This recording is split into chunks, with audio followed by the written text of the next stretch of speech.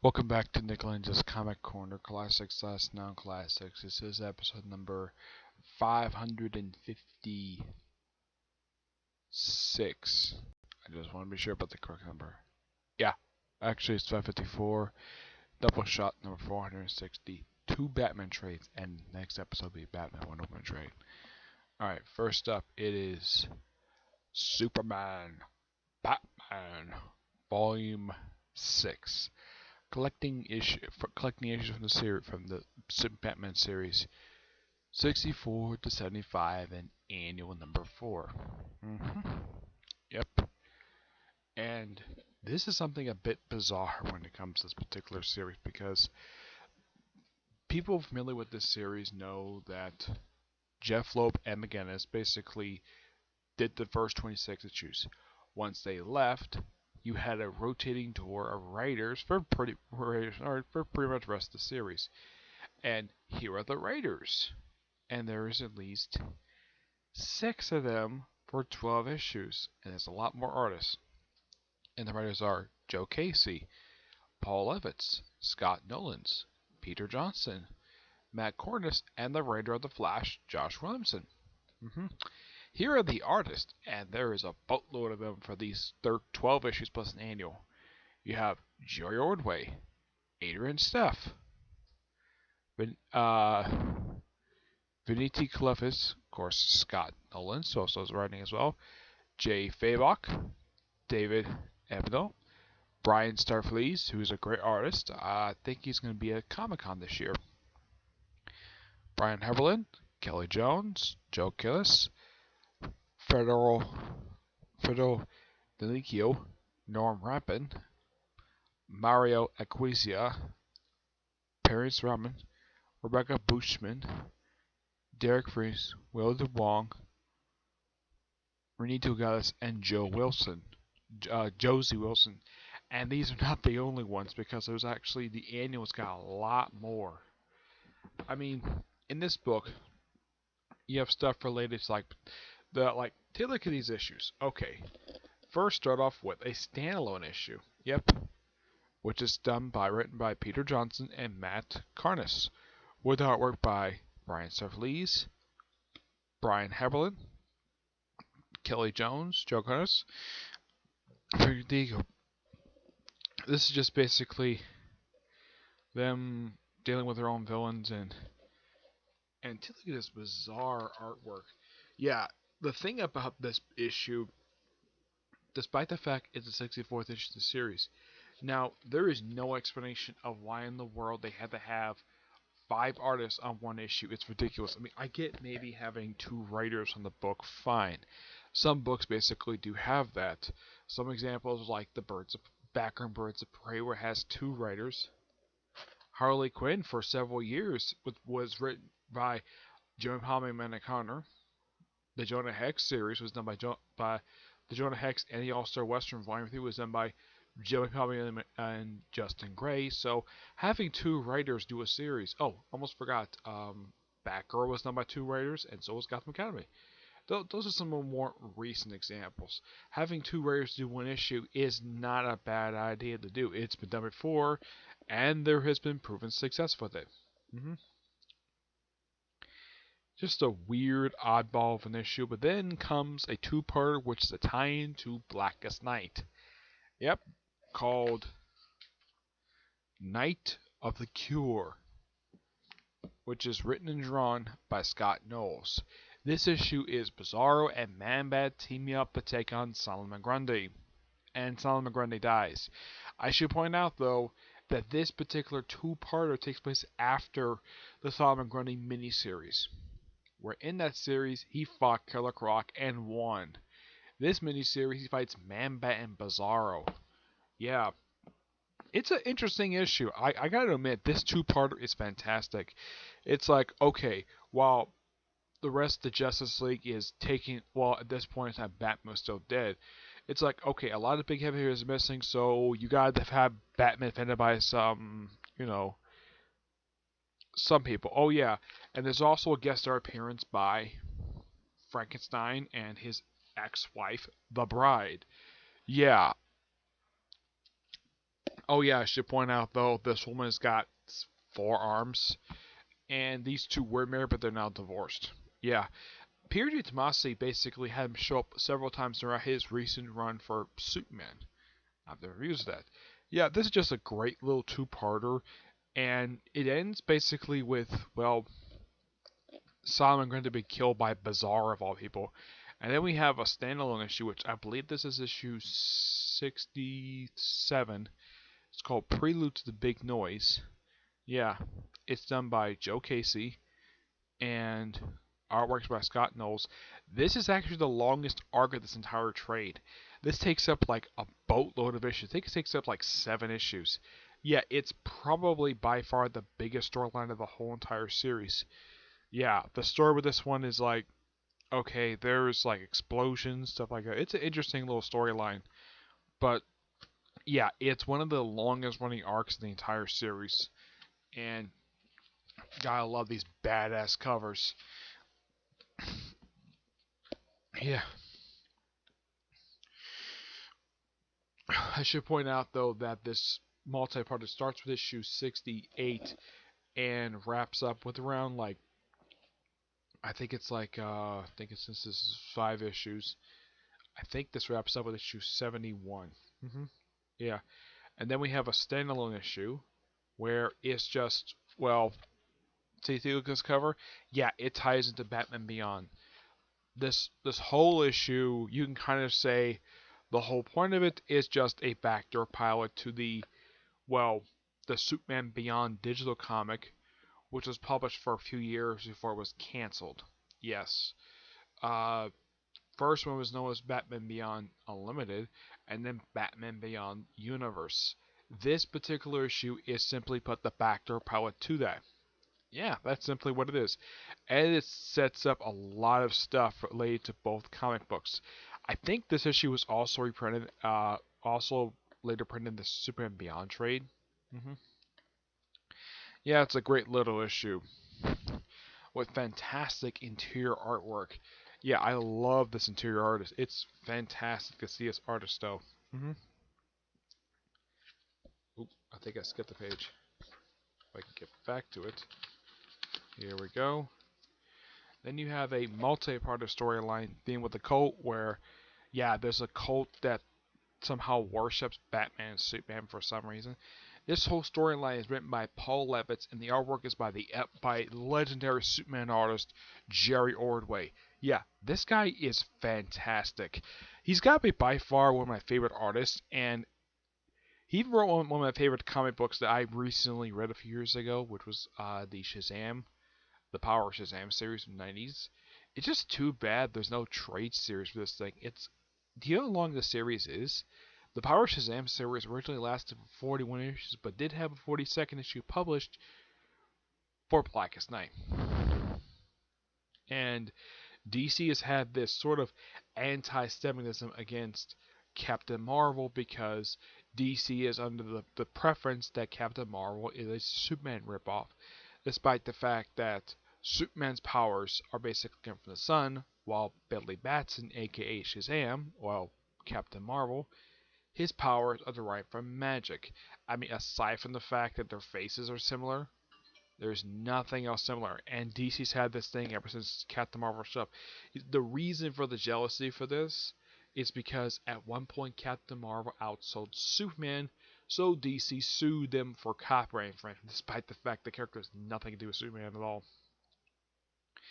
And of course, Lois is kidnapped by this cult, but she's rescued by Batman, which is a bit odd. Of course, she was probably expecting her husband to save her, but no, it's Batman. Her husband's BFF. There's a guest star appearance by possibly one of DC Universe's best villains, greatest villains, Lex Luthor. Yeah, this was a quick little storyline. It's a nice little storyline that span across several issues. Now I want to talk about the annual, which the annual's got a lot of like multi-page stories. Yep. The last issue in here before I get to the annual is just a issue where Superman and Batman team up Well, Batman teams up with Legion of Superheroes to save Batman's life. Now, this storyline kind of sounds similar to that of what happened in the pages of Batman and Superman, where Superman teamed up with the Atom to save Batman's life. Yep. Yeah, that's really the one of this. I mean, there's various different Legion members like Brainiac.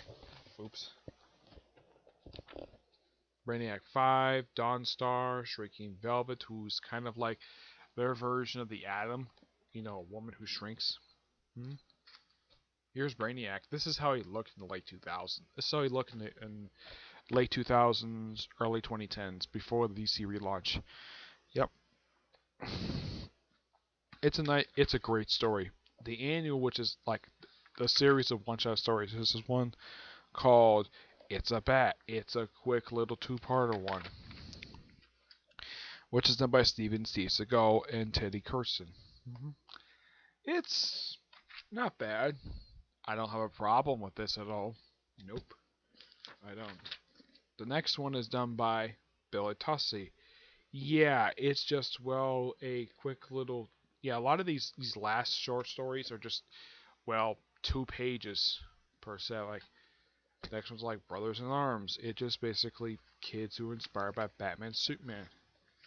And then you have this one, which is just a story of Supergirl and Batgirl. Though this is obviously the Barbara Gordon Batgirl. Oh yeah, and this is before the DC relaunch. You have Friendly Advice by J.T. Curl and the artwork by the ever awesome Francis Manifold. Yeah, I love this guy's artwork. This guy should get more work at DC though. That was most recent. Yeah, just a quick little story. There's a, well, and of course a couple like one page ones like Batman Siren. It's Catwoman, done by Joe Thompson. Superman's Better Half, talking about Lois, also done by Joe Thompson. Night and Day is written by Michael Green and Mike Johnson. Artwork by Shane Davis, Sandra Hope, and Raphael Albuquerque. Yeah, Raphael Albuquerque got famous a few years ago. There was some controversy over a cover for Batgirl because of stuff happening to Killing Joke, because of one small minor group complained about this one cover. It was changed from, of course, to celebrate the 70th anniversary of the Joker, and of course, a lot of people got, of course, DC got chastised for changing the cover. Yep. You have Superman's Best Friend done by Duncan Raoul. Yeah, it's just basically about Crypto and Ace the Bat Hound. Yep. Yeah, done by, well, you have Luthor and Lex, tie into, well, what happens with the Legion of Doom, done by Brian Azzarello and Lee Bamajo. Basically, the creative team behind Joker, the Lex Luthor Man of Steel series, and I believe Lee Bamajo was also the famous artist who did, I'm trying to think, what was that series? It was that one-shot Batman Noel. The last one of the, this is my favorite story in this one. This is done by David Finch. He does the writing and artwork. This is sort of a tie-in to that of the Adam Kubert miniseries, Damian Son of Batman. You know what Damian? If you look at this costume, this bat costume, this is pretty much Damian Wayne as Batman. Yeah, that's Damian. This is not Bruce. This is not Dick. This is not John Paul Valley. That is Damian Wayne in the future. Yep. Let's see. There's one by Pierre J. Tomasi, or by Gene Ha. I don't know if this guy has worked with him aside from this quick little short story. Yep. But all in all, the stories in here are really good. Now, I think there is going to be about one more trade collecting this particular series, which is going to collect the last 12 issues of the series.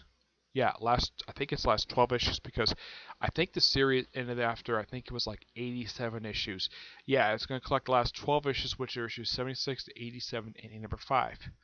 No bad issues in here. Good set of issues, but wow, oh my god. Like, so many artists and so many writers. I mean, there's more artists in these issues than there is writers. And none of them are terrible artists at all. They're all really damn good artists. I do highly praise the fact that this book had really good artists throughout this entire run, even after Jeff Loeb and Ed McGuinness left the book. High praise for that. And I'm going to give this book a 9.5 out of 10. Stories here are pretty good. Next up is something I think a lot of people probably want me to talk about this particular character, but lucky enough, DC, I was a little surprised that this character got a Batman Arkham book because, unlike the other ones, this character never appeared in the Batman Arkham games at all. And this one's on Joker's daughter. And I should point out, though, that her only appearances by this Joker's daughter is her two one-shots. The first one-shot, which is done by Ann DeCenti, which is pretty bad. The other, of course, is done by Marjorie Bennett, which is a lot better of a one-shot and kind of redeemed this character, though. It seemed like almost the entire time this character was basically pop up in DC Comics. I think she first started up in 2013 up until about, I think the last physical time was 2016. Yeah, over the course of 4 years, it just seemed like half the time DC had no idea what to do with this version of Joker starter. It's like she kept popping up in other books. She popped up Batman Eternal, Detective Comics, Red Hood Arsenal. Yeah, it just seemed like they don't have any idea what to do with her. Now, they do have the original Joker's daughter in here, who looks like this. I should point out, though, this Joker's daughter is not from the Prime Earth. No. Her adventures basically make us an Earth 1, but she's somehow stuck around the Crisis of Infinite Earths. She's actually from Earth 3, and her father is, well, the Earth 3 version of the Joker. Now, the other books in here, aside from the Batman and Dark Knight 23.4 one issue and the Batman Joker's daughter one shot, you also have issues of Batman Family issues 6, 8, 9, 16, and 19. All written by Bob Raskins, who was also the writer of Teen Titans at that point. I guess why not? All the issues are drawn by Ira Navik, though it has different inkers on it. Yep.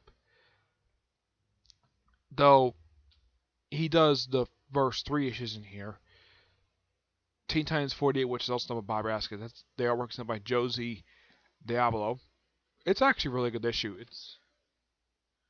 I should point out, though, the first volume of Teen Titans from the 60s and 70s is a very underrated series. People tend to point to like a good series to start with. It's the new Teen Titans run.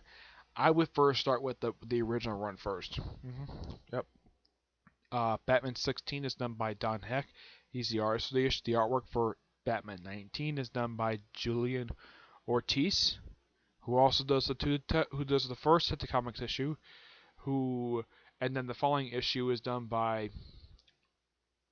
Kurt Safferberger. Yep. The Bob Raskins is simply put the writer for a good period of time. Excuse me, for this character. Now, I should point out, though, Dick Grayson did have a brief feature in Detective Comics after that family ended. Though I do have a theory of why the feature ended. It was because, basically, Marv Wolfman and George Perez really wanted to use the character for New Teen Titans and didn't want to have any solo stories.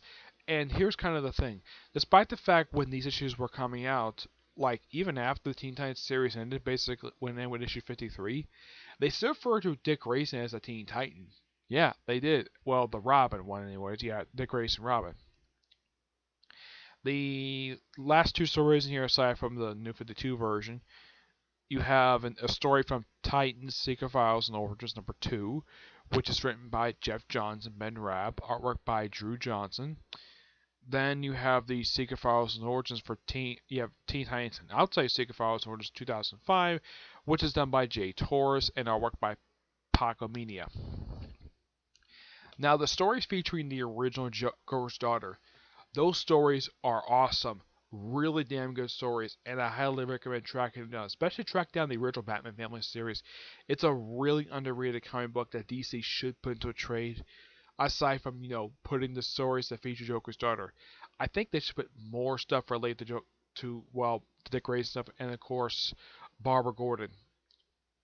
Though in the Dick Grayson stories, his girlfriend at the time, Lori, uh, was constantly jealous of Dick because he was hanging out with Julia Dent, though she was hanging around with the editor of the college newspaper, who was revealed to be who was revealed to be a thug. Yeah, they revealed him to be a thug. As in the case of the Joker's daughter one shots, the one with this version of the Joker's daughter.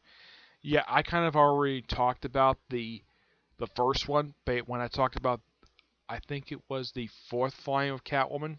Yeah, I think it was the fourth volume of Catwoman, which introduced this particular character in the Gotham Underground story, which was really bad. Yeah, still to this day, it's got good artwork. I gotta praise the artist for this issue. The artwork for the first one shot is done by George Jenny. Yeah, let me show off this artwork here for this particular issue. No, that's not it. Where are you? Here you go. Yeah, this artwork, despite the fact having gross imagery, actually is really damn good. I gotta highly praise the artist for that. Now the last issue in this trade, which is the Joker's Daughter one shot, that is drawn by Megan Hatrick, with the cover done by the creator, one of the creators of the character, Jorge's Jenny. Now, what rating am I give this book? None of the stories are bad except for the origin story of Joker's daughter herself. That story is really bad. But I'm going to get this a 9 out of 10. It's good. Great artwork, all the issues. Writing wise, it's good with the exception of that one issue. All except for one book. All the writing here is fantastic. So there's that. Alright, that's it for this episode. Stay tuned for the next episode, which is it's going to be episode 555 and Doubleslesot 461. I'm talking about one Batman trade and a Wonder Woman trade. You'll find out what they are in the next episode, okay? But until you see my next video, bye.